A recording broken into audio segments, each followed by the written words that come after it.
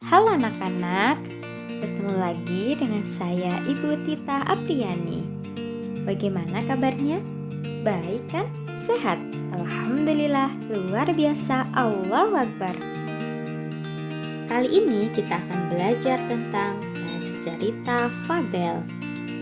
Apa sih itu fabel? Fabel merupakan cerita fiksi berupa dongeng yang pelakunya binatang dan berisi pesan moral. Apa sih pesan moral? Pesan moral itu adalah amanat yang bisa diambil dari cerita tersebut. Nah, untuk ciri-ciri dari fabel, yang pertama bisa kalian lihat di situ ada contoh judul Kancil dan Buaya. Kancil adalah nama hewan, buaya juga nama hewan. Berarti ciri-ciri yang pertama di situ menunjukkan bahwa tokoh dalam fabel adalah hewan atau binatang. Ciri yang kedua, watak tokoh ada yang baik dan ada yang buruk. Berarti di dalam fabel ini tidak tokohnya memiliki watak seperti manusia. Ciri yang ketiga, tokoh binatang bisa bicara seperti manusia. Jadi di dalam fabel ini binatang bisa bertingkah seperti layaknya manusia.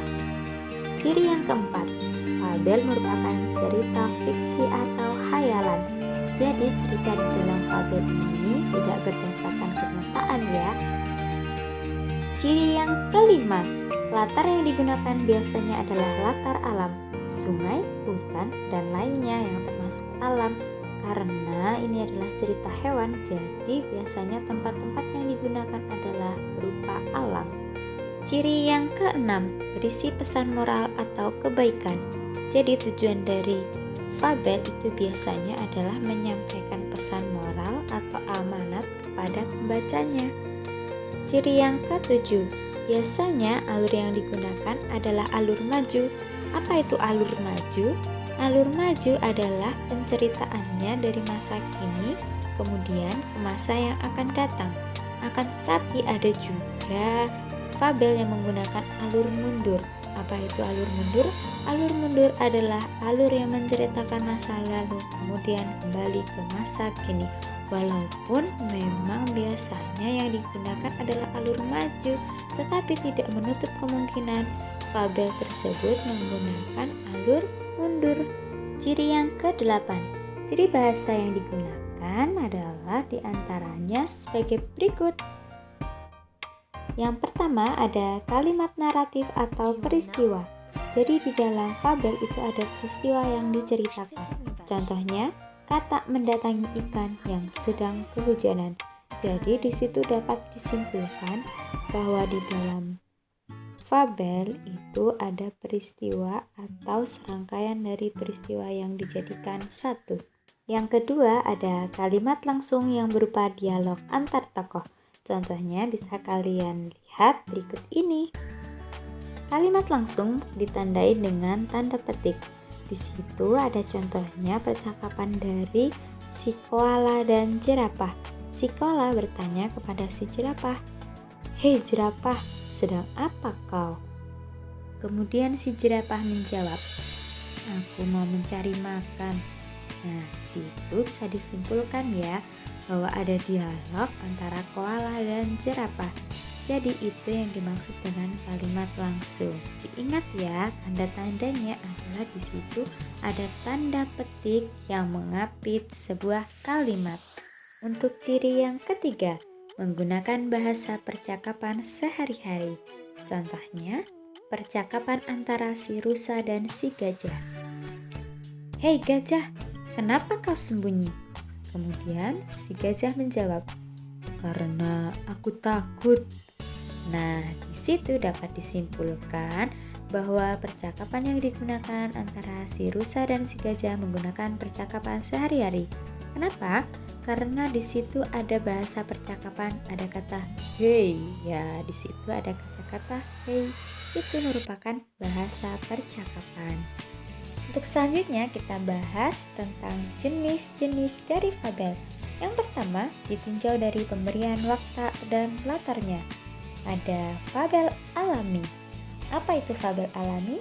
Fabel alami adalah fabel yang menggunakan tokoh binatang seperti keadaan sebenarnya. Contohnya sebagai berikut. Nah, ini contohnya. Suatu hari, si kelinci dengan angkuhnya mencari lawan yang lemah untuk diejek. Kebetulan dia bertemu dengan kura-kura. "Hei kura-kura si lambat, kamu jangan jalan aja dong, larilah agar cepat sampai." Nah, dari ejekan si kelinci ini mengatakan bahwa si kura-kura adalah si lambat. Di dunia nyata pun memang si kura-kura itu kalau jalan memang lambat. Nah, ini yang disebut dengan fabel alami. Jadi menggambarkan si tokoh seperti keadaan yang sebenarnya, tidak hayalan ya, tetapi berdasarkan dengan kenyataan. Yang kedua ada fabel adaptasi. Apa itu fabel adaptasi? Fabel adaptasi adalah fabel yang mengubah watak asli tokoh pada dunia nyata. Contohnya sebagai berikut. Nah, ini contohnya. "Kamu kenapa lagi?" "Bakal hujan nih, tapi aku nggak bawa payung." "Tenang aja, aku udah bawain buat kamu." Dari cerita itu digambarkan bahwa si kelinci minta payung kepada si kadal. Nah, di situ sudah menyalahi kodrat sebagai hewan. Mana mungkin si kelinci sebagai hewan dia minta payung kepada si kadal? Kan tidak mungkin. Itu yang dinamakan dengan fabel adaptasi.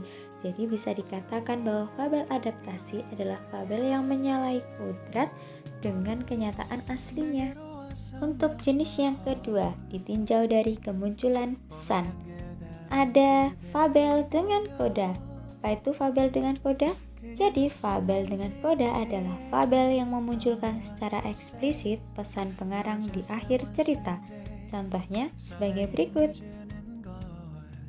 Akhirnya, sang semut berjanji kepada kupu-kupu bahwa dia tidak akan menghina semua makhluk hidup ciptaan Tuhan yang ada di hutan itu. Nah, itu yang dimaksud dengan koda. Koda adalah pesan yang biasanya disampaikan di akhir cerita. Jadi, fabel itu ada yang menggunakan koda atau pesan yang disampaikan di akhir cerita, dan ada yang tidak menggunakan koda. Yang kedua ada fabel tanpa koda. Fabel tanpa koda adalah fabel yang tidak memunculkan secara eksplisit pesan pengarang di akhir cerita. Seperti yang sudah saya jelaskan tadi bahwa fabel tanpa koda adalah fabel yang tidak memunculkan pesannya di akhir cerita.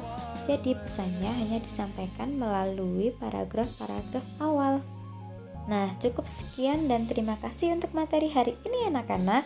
Apabila ada pertanyaan, silahkan dituliskan di kolom komentar.